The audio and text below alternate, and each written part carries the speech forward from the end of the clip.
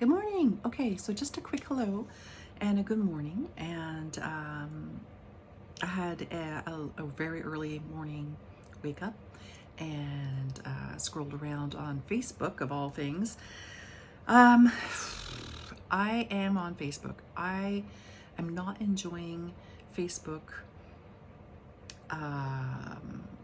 the way I used to in the very beginning of Facebook. I don't like being my interactions being controlled by algorithms, which they are when I'm using Facebook. But I also have social anxiety, so Facebook keeps me at a minimum level of connection with people that I do know and love and that are important to my day-to-day psychological experience, even though we don't actually interact anymore, like directly, without algorithms in the way. I also have a few friends on Facebook that I've never met that we're friends of friends, and we're interested in the same things and we're experiencing some of the same things, and it's like, these are good people. So I don't know. I got a request for a friend request on Facebook yesterday, and truth be told, I usually don't accept friend requests out of the blue. I think I've done it maybe twice in my lifetime, and I did accept the friend request because I'm trying to be more normal, more open to people. But then, I checked the profile first to make sure that it wasn't like brand new and, obviously some kind of manipulation or scam. But and then he started calling me right away on Facebook Messenger call app. And I was like, I'm afraid of the phone. Like, no, don't call me, please. Okay. So why am I afraid of the phone? I have a long history with the telephone. So first of all, I suspect that I'm neurodivergent, not just ADHD, but also autistic. And my reason for this is 1,000-fold. But one of my pieces of evidence emerges talking on the phone as a child, right? And everyone goes through a phase where they learn to talk on the phone and what to talk about and how to respond to the other person's words and meaning and keep the conversation going, all right? It's a learning process. So I had that learning process, but it never ended. Like, I still have the same process. Every single time the phone rings, I go through my mind of how to answer it. What am I going to say? If I'm expecting the person to call me, we have a phone appointment, I do a lot better because I know when they're going to call approximately. I know, so I can prepare myself. I know what the call is about, so I can be in the right set of words. Because remember, I have nonverbal learning disability, which means that I'm very good with words.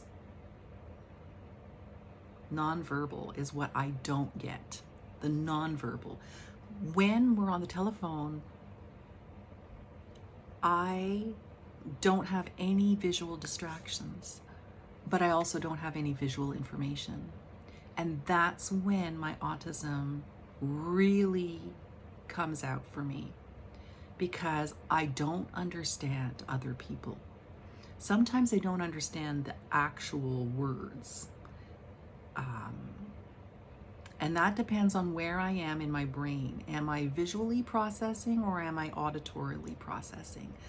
And I have always known that I can do both, but I can't do them at the same time. I have to do them separately, and I can verbally process 95% of the time. I'm in a verbal processing. But if I'm left alone long enough, if I isolate myself long enough and I'm able to shed the words of the world, right? And sink into a deeper, more authentic and original way of thinking for myself. It's visual, even though I have aphantasia. I'll talk about that another day. All right. So when I get into visual thinking, I'm extremely in the moment. All right. Recreating past images or new images, I need to be in the moment to put the evidence together and to work on building an image. And it's a very thoughtful, deliberate process. And the more I do my art, the more visual I am, more time I'm spending in the right brain. Where's my right? My right is over here. So my right brain is over here, right? I don't know. I don't do the left right thing either. I'm sorry. It's even more confusing when I'm looking at my image. Can't unravel that knot. All right. So I'm so autistic, right? Okay. Where was I? I was talking about visual and verbal brains. I use both of them, and when I'm in visual processing, I can't answer the phone. I cannot, because I know that the first thing is I may misunderstand who they are. Like they'll say, I am blah, blah, blah, calling from la, la, la. And I'm like, I have no idea what blah, blah, and la, la are. But that's what I hear. I hear blah, blah, blah, blah, blah, blah, blah. And I'm like, oh crap, what language are we in? Okay, we're in English or we're in French. Now, what word did I hear? Okay, what other words go with those words? Oh, damn it, it's an introduction. That means they said their name and I missed it. So then I have to ask them to repeat themselves. Now I'm involved in exposing my deficiencies, my vulnerabilities, where I misunderstand.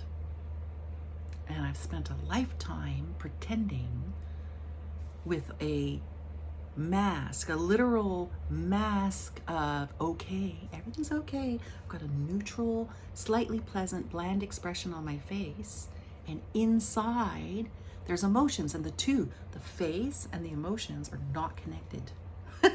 They're not. And I remember when I disconnected them. That was through trauma experiences. Like, okay, can't show what I'm actually feeling. Here comes the frozen face, and out comes whatever my verbal self has processed or is processing, and there's process. And then my visual self is sitting there watching the show, waiting for everyone to run out of energy with all their panic, right? The person who's experiencing and the person who's talking about the experience. There's two of them in there. And then there's the watcher. So I'm always three people, right? Fuck. Like, that's a lot. And so when I get some peace and quiet and I can sink into visual brain, I can let images arise. I hear the sounds that go with it, and then they slide away, they slough off, and I'm left with a scene and a set of relationships and interactions, and I can kind of feel those lines of connection and interactions, and I follow those lines of energy. Like this one was feeling like that one's feeling like that, this one said this, that one said that, this one looked like this one looked like that, and eventually I get the whole picture. But it really takes time, and it takes processing, and it can't happen on the phone. So if you try to friend request me, I may or may not answer. If you look like a real person, I may let you in, but I may not ever talk to you. But it's okay. One day I'll get through the social anxiety, or I won't, and it's going to be fine. Okay, so that was my thoughts. Those were my thoughts this morning about answering the phone from Facebook. Never gonna happen. Okay, have a wonderful day, and it's Saturday. Like, enjoy yourself. Okay, bye.